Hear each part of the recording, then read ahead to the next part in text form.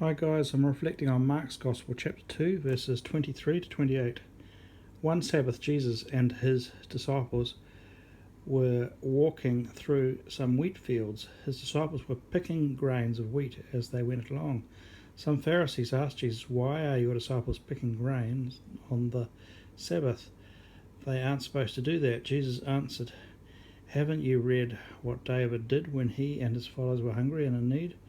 It was during the time of Abiathar the high priest. David went into the house of God and ate the sacred loaves of bread that only the priests are allowed to eat. He also gave some to his followers."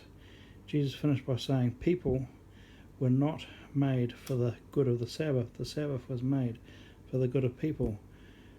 So the Son of Man is Lord over the Sabbath."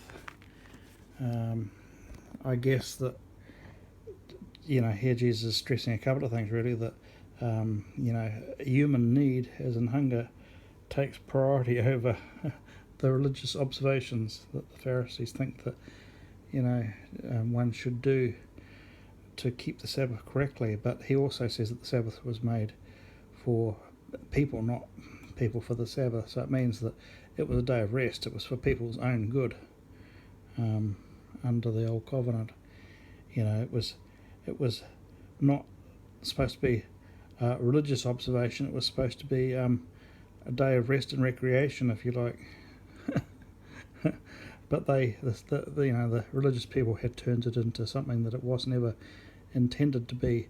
But aside from that, in the new covenant, when we become Christians, we enter God's rest. Jesus is God's true rest. It's an internal rest.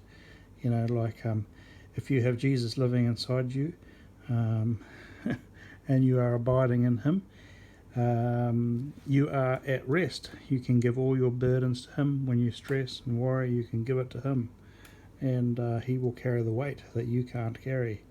He is that peace that surpasses understanding.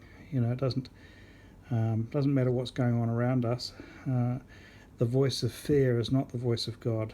Okay, he gives us supernatural joy, supernatural peace, supernatural trust, supernatural rest. We rest in him.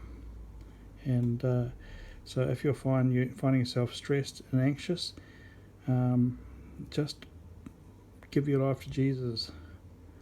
Let him carry the weight. Abide in him and live in his rest. Okay, I hope this is helpful for somebody. Okay, God bless you. Bye-bye.